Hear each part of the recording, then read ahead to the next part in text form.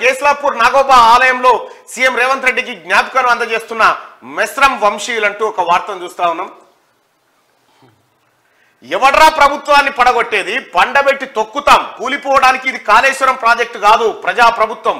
ఇంద్రవెల్లి సభలో CM Revanth fire. ఇంకా KCR CM అవుతాడని చెప్తే మూతి పనులు రాలుతాయి.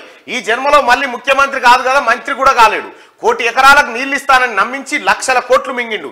త్వరలోనే 500కే సిలిండర్, 200 యూనిట్ల ఫ్రీ కరెంట్ అమలు.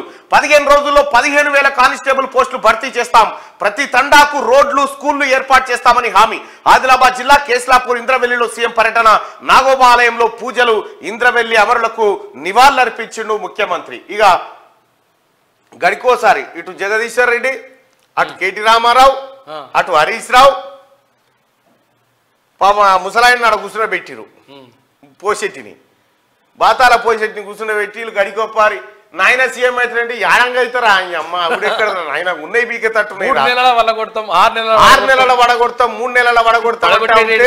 ఇంకా జర లొల్లిపెట్టకుర్రా, ఆయనతో అవతలోడు ఆయనతో ఉన్న కాడికి సాఫ్ చేసేటట్టుండు. మీరు కేసీఆర్ అధికారంలోకి వస్తారంటే సొంత పార్టీ ఎమ్మెల్యేలే నమ్ముతలేరు. నమ్మక సాటుగా పోయి కేసీఆర్ ను ఇడిచిపెట్టి రేవంత్ రెడ్డిని కలుపుతా ఉన్నారు. మీ ఎమ్మెల్యేలకే నమ్మకం లేదు, జనానికి ఏడ నమ్మకం వస్తుంది? పండబెట్టి తొక్కుతామని చెప్తా ఉన్నాడు ముఖ్యమంత్రి గారు. ఎవడన్నా ప్రజా ప్రభుత్వాన్ని కూలగొట్టాలని ఉపాయం చేస్తే పండబెట్టి కసరు కక్కేదాకా తొక్కుతామని చెప్తా ఉన్నాడు. ఆలోచన కూడా రావద్దు. ఇంకా ఆలోచన ఎక్కడిది? ఇక మర్చిపోరు మీరు అధికారం అనేది. ఏమైనా ఉంటే ఆ బీఆర్ఎస్ పార్టీ అకౌంట్లు ఉంటే జల్దీ చదువుకోరి. ఎట్లాగో జిల్లాల పంటి అక్రమంగా కేటాయించిన మీ బీఆర్ఎస్ పార్టీ స్థలాలను ఖచ్చితంగా ప్రజాపాలన చేస్తాం. అంతే, స్వాధీనం చేసుకున్నాడే. ఇంద్రవెల్లి సభలో సీఎం రేవంత్ ఫైర్ అంటూ ఇంద్రవెల్లికి ఒక గొప్ప పేరుంది. ఇంద్రవెల్లిలో ఒకప్పుడు జరిగినటువంటి ఒక యుద్ధంలో కాంగ్రెస్ ప్రభుత్వం అప్పట్లో తప్పు చేసింది. అది ఉమ్మడి ఆంధ్రప్రదేశ్లో పాలకులు చేసినటువంటి తప్పు అని చెప్పి ముఖ్యమంత్రి రేవంత్ రెడ్డి గారు క్షమాపణ కోరిండు. ఆ తప్పులు రిపీట్ కావని చెప్పిండు. క్షమాపణ కోరడం అంటే అంత పెద్ద మనసు. ముఖ్యమంత్రి స్థాయిలో ఉన్నటువంటి వ్యక్తి క్షమాపణ కోరడం అంటే ఆ తప్పు రిపీట్ కాదని చెప్పి ఆ ప్రజల కోసం, ఆ గూడాల కోసం నేనున్నా అని చెప్పి భరోసాగా నిలబడ్డాడు. అది ఒక గొప్ప విషయం. ఇక ఇంద్రవెల్లి కాడ సభ నిర్వహించడం, గద్దరన్న కూడా యాద్ చేశాడు. ఇంద్రవెల్లి సభకు సంబంధించి గద్దరన్న పాడినటువంటి పాటలు అనేకం ఉన్నాయి. ఇంద్రవెల్లి కొండల్లో దండు బుట్టిందో నేస్తమారావా అనేటువంటి పాట. దండుకు 70 చేతులు కలిశాయో నేస్తమారావా అనేటువంటి పాట అప్పట్లో ఫేమస్ పాట. అయితే నక్సల్బరీ ఉద్యమంలో,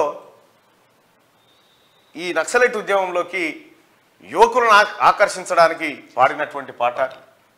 శ్రీకాకుళం కొండల్లో సీమలు బుట్టాయో నేస్తమారావా అనేటువంటి పాటలు కూడా ఉండేటి. సో అక్కడ ఆ గడ్డ మీద నుంచే కేసీఆర్ కు గద్దరు ఉసురు తగిలిందని చెప్పి రేవంత్ రెడ్డి గర్జించినటువంటి మాటను చూస్తా ఉన్నాం. ప్రగతి భవన్ పేరుతో కేసీఆర్ గడి నిర్మించుకున్నాడు. గద్దర్ను 3 గంటలు ఎర్ర టెండలో నిలబెట్టిండు. ఆ పాపం ఊరికే పోదు. గద్దరన్న ఉసురు తలిగింది కాబట్టే అసెంబ్లీ ఎన్నికల్లో బీఆర్ఎస్ బొక్కలు విరిగినాయి.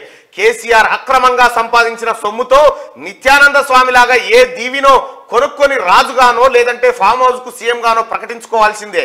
అంతేగాని ఈ జన్మలో మళ్ళీ తెలంగాణ ముఖ్యమంత్రి కాదు కదా, మంత్రి కూడా కాలేడు. దళిత, గిరిజన, మైనార్టీలను, మహిళలను నిలువు దోపిడీ చేసిన పాపాల భైరవుడు కేసీఆర్ మళ్ళీ పదవి కావాలడానికి ఆయనకు సిగ్గు లేదా అని చెప్పి సీఎం రేవంత్ రెడ్డి అంటున్నాడు. లేదు, ఆయనకు లేదు సిగ్గు. ఆయనకు సిగ్గు ఎక్కడిది?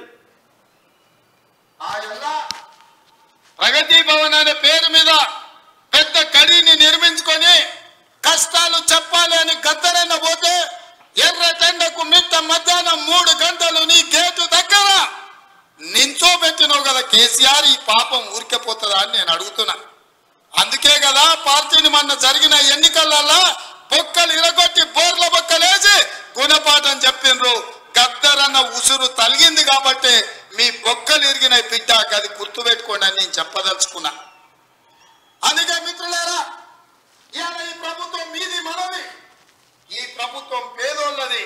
ఈ పేదోళ్ళ ప్రభుత్వంలో ఆదిలాబాదును దత్తత తీసుకుంటాం. ఇది ఆదిలాబాద్ కాడ గద్దరన్న వ్యవహారంలో ముఖ్యమంత్రి గారు మాట్లాడినటువంటి మాట. ప్రభుత్వం పడిపోతుందని ఎవరైనా కామెంట్లు చేస్తే పండబెట్టి తొక్కుతామని సీఎం రేవంత్ రెడ్డి హెచ్చరించారు. 3 నెలలకో 6 నెలలకో కేసీఆర్ ముఖ్యమంత్రి అవుతాడని ప్రభుత్వం పడిపోతుందని కొందరు అంటున్నారు. నీ అయ్య ఎవడరా పడగొట్టేటోడు? పడగొడతారా? ప్రజలు చూసుకుంటా ఊకుంటారా? ప్రభుత్వాన్ని పడగొట్టాలని చూస్తే ఊర్లల్లో యాప చెట్టుకు కోదండం వేసి కొట్టుండ్రి, లాగులల్లో తొండలిడు ఉండ్రి అని. ఇది ప్రజల కోసం పనిచేస్తున్న ప్రభుత్వం, ప్రజాప్రభుత్వం. వాడు అనుకుంటున్నాడు 1,00,000 కోట్లు పెట్టి కట్టిన కాళేశ్వరం ప్రాజెక్టు కూలినట్టు ఈ ప్రభుత్వం కూలుతుందని. నువ్వు దోపిడికి పాల్పడ్డావు కాబట్టి ఆ కాళేశ్వరం గాలేస్తే కొట్టుకపోయింది. ఈ ప్రభుత్వం గాలి కాదు కదా, నీ కాందాన్ని మొత్తం వచ్చిన బొక్క బోర్లా పడుతుంది.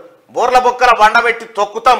ఎవడన్నా ఈ ప్రభుత్వం పడుతుందనో కేసీఆర్ సీఎం అవుతాడనో చెప్తే మూతి పనులు రాలగొడతామని బీఆర్ఎస్ నేతలకు ఆయన గట్టి వార్నింగ్ ఇచ్చారు. శుక్రవారం ఆదిలాబాద్ జిల్లా కేస్లాపూర్ ఇంద్రవెల్లిలో సీఎం పర్యటించినటువంటి సందర్భంలో చాలా సీరియస్గా పండబెట్టి తొక్కుతామనేటువంటి వాయిగో మాట్లాడుతున్నారు వాళ్ళు.